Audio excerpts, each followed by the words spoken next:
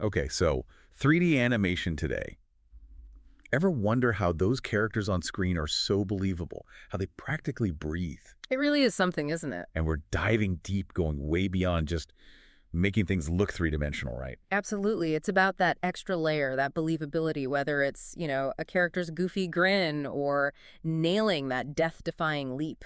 And speaking of nailing it, you found a pretty awesome source for this deep dive, by the way. David Bittorf. Oh, yeah. His work on basically updating the animation playbook, especially for 3D, it's gold. Seriously, it's like we all know the classics, right? Disney, from Snow White to Fantasia, that hand-drawn stuff is timeless. Oh, absolutely. But they were working with, well, a totally different toolkit back then. So how do those animation principles, those like legendary rules, hold up in the age of pixels and rendering and all that? That's a thing, right? They're surprisingly relevant even today. Really? Oh, yeah. But they need, like a bit of a refresh, an update for the 21st century, to bring them into the world of 3D. It's fascinating how it all works. So we're not checking the old rule book out the window. Yeah. We're giving it a 3D upgrade. Exactly. Think of it this way. The goal hasn't changed. We want to make you believe in that character, feel their weight, almost anticipate their next move. Mm-hmm. But now, instead of pencil lines, we're talking about digital bones, virtual muscles that flex and jiggle. We're even controlling the physics of how clothing drapes. Okay, now you're just making me want to geek out over special effects. But before we go full-on movie nerd, let's back up for a sec.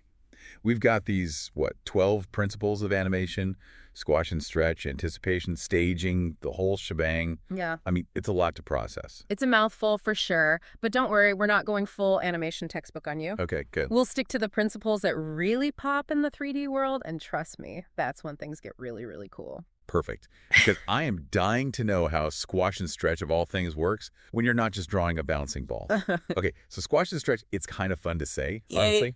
But I bet it's way more than just making something look bouncy. Oh, you're right on. It's, it's one of the most important principles, even in the 3D animation world. Mm-hmm. I mean, think about it in real life. Things don't move perfectly, right? Nothing's completely rigid. Yeah, even our bones have a little give to them, and muscles flex and everything. Exactly. So if you have, let's say, a CGI superhero landing after this, like big jump, you don't want him to look like, like a stiff action figure, just plop. Right. No. Totally takes you out of the moment, for sure. Right. There's no impact. So animators, they use squash and stretch to kind of like mimic that real world picks. Okay. Like they might subtly compress the character's body on that landing, almost like a coiled spring when it sort of releases. Or picture like, I don't know, a belly jiggling after a big jump. Okay, now that's a visual. It's those little details. Those are what really sell the weight and the physicality of the character, Because without it, even the most realistic looking CGI can feel oddly lifeless. Yeah. Like the difference between seeing a photo of a person versus seeing them actually move. Yes. Like the photo's accurate, but the movement, that's what makes it real. You got it. Okay, moving on to another big one here, anticipation. And you touched on this earlier, and it's so true. It's all about building that suspense that, something's about to happen. Oh, yeah, like in a horror movie when they do the music, and it's like that slow creaking open of a door. You're on the edge of your seat. Exactly. And with 3D animation, you have this really fine-tuned control over anticipation. Too much of it, and you ruin the surprise. Yeah. But too little, and it just feels really sudden and unnatural. Gotta be that Goldilocks zone, right? Like just, right. Yes, exactly. Just right. It's precision. Think about the T-Rex scene in Jurassic Park. That moment when the water in the cup starts to tremble. I mean, they milk that anticipation perfectly. And when it finally hits, whoa! Payoff is amazing because we're primed for it. Oh, man. What a scene. Okay, so staging. This one always makes me think about like playing with action figures as a kid, trying to get them in that perfect pose. You know what? I love that analogy. You were already thinking like an animator back then. But staging is about using those poses, that body language, to tell a story without any words, really. And in 3D, animators, they use these virtual skeletons, we call them rigs, to position their characters in 3D space. Oh, okay. So it's like they're puppeteering, but instead of strings, it's this like digital skeleton. Exactly. And every little gesture, every tilt of the head, it all has to read clearly to the audience. Think about that image we have for you from Shrek. Even though it's just a still, right? It's his pose, that little glint in his eye, you just know he's about to cause some mischief. That's expert staging right there. It really is. Okay, last one for this section. And I'm curious about this character personality, or as Bittorf calls it, character appeal. This is about making a character feel unique, right? Not just what they look like, but how they move. You got it. Think Buzz Lightyear versus Woody from Toy Story, right? Buzz, he's got those rigid, almost robotic movements. Yeah. And Woody's so much looser, more fluid. You can tell who they are just from that alone. Like their personality is hardwired into their like digital DNA or something. I love that. And it's so true. Those quirks in the way they move, that's what makes them stand out. Remember that image from Monsters, Inc. we pulled? Sully's lumbering around and Mike's got that like bouncy energy. You know who they are before they even speak. That's wild. Yeah. Okay, so we've hit on squash and stretch, anticipation, staging, and character personality. What other animation magic does Bittorf unpack when it comes to 3D? Okay, so we covered some really cool stuff. Those animation principles, super important. But I don't know, I feel like this is where things get even more interesting. Like Bittorf's really taking us past those classic Disney techniques here, right? Yeah. Because 3D animation, it's got this whole other level of tools and tricks that they couldn't even dream of back then. Absolutely, yeah. You hit the nail on the head. It's a whole different world. Take, for example, visual styling. You might think, well, it's 3D, you can make it look like anything, and you're not wrong, but There's always a but, isn't there? there's always a trade-off. Like Yeah. you could design this crazy detailed monster, right? Every scale, every scar, like perfectly rendered. And it would probably melt your computer. Exactly. Sometimes a simpler look, a more stylized approach, it actually works better. It's about that balance between the detail and how smoothly it all runs. It's true. It's like in video games. Like, yeah, you want those gorgeous, mind-blowing graphics, but if the game lags, forget it.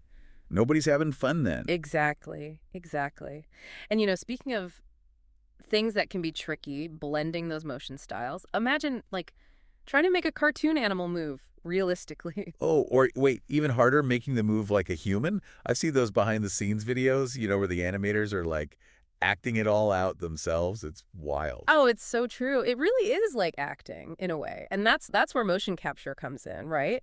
But even then, it's not as simple as just recording an actor and slapping it onto a 3D model. Right. So it's like a starting point. And then the animator takes that raw motion and, I don't know, adds the magic somehow. It's true. It becomes a collaboration. The actor needs to know how their performance is going to be used, how much exaggeration maybe animation needs. It's so cool. Okay, so this next one, this really got me.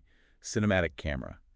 And I'm thinking, we're talking about animation. You can put the camera anywhere, do whatever you want. So why is that even a principle? Because in animation, especially in the 3D world, that camera, it's not just some like passive observer. Think about it this way.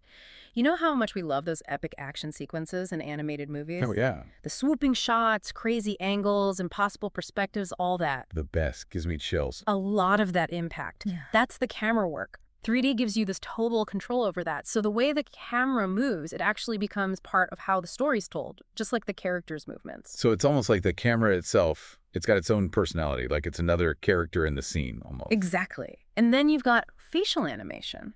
Probably the most subtle but the most powerful tool in 3D. We read so much emotion just from faces, from the tiniest little movement. Oh, for sure. Like a raised eyebrow, a little smirk can completely change what a scene means. And 3D lets animators fine-tune those expressions to, it's amazing, almost a little creepy, like they can tweak every muscle, create wrinkles, even adjust how the light reflects in the eyes. See, now that's both incredible and a little unnerving. Like, how do they make it that realistic? Do they, like, study micro expressions or something? They do, actually. They use these things called morph targets, which are basically libraries of pre-made expressions. And these can be blended, tweaked, all in the pursuit of that perfect expression. It saves so much time, but they can still get super detailed. Wow, that's really something. Okay, last one on the list here, user-controlled animation. And this sounds like a whole other can of worms, honestly. We're talking video games, VR, anything where you were in control. Exactly. And it's a huge challenge for animators because, well, they don't know what you're going to do next. That's true. They can't just create one perfect walk cycle because you might turn left, you might turn right, jump, crouch, who knows. So they have to create like a million different animations for every possibility. How does that even work? It's a combo of things, really clever programming, super talented animators, and this deep understanding of like biomechanics, how Wow. bodies move in space. Basically, they build characters with this whole range of motion options, and the software, it blends those motions seamlessly based on your input. So it's almost like giving the character this little mini brain of its own that can just react to whatever's thrown at it. Exactly. It's really quite amazing what they can do. It really is. We've come a long way from those early days of like pencils and paper, haven't we? But it's clear that no matter how advanced the tools get, that heart of animation, that magic of bringing characters to life, it never goes away. Never. And the best part is, that these principles we've been talking about, they're not just for animators. Anyone who loves movies, games, animation, understanding these little techniques just gives you this whole other level of appreciation. It's like a secret code. You start seeing it everywhere. So, to everyone listening, next time you're watching your favorite animated movie or playing that game that just sucks you in, pay attention. Look for those little details, the movements, the expressions, those cinematic camera angles. You'll start noticing the principles of animation everywhere. And let me tell you, it's pretty amazing.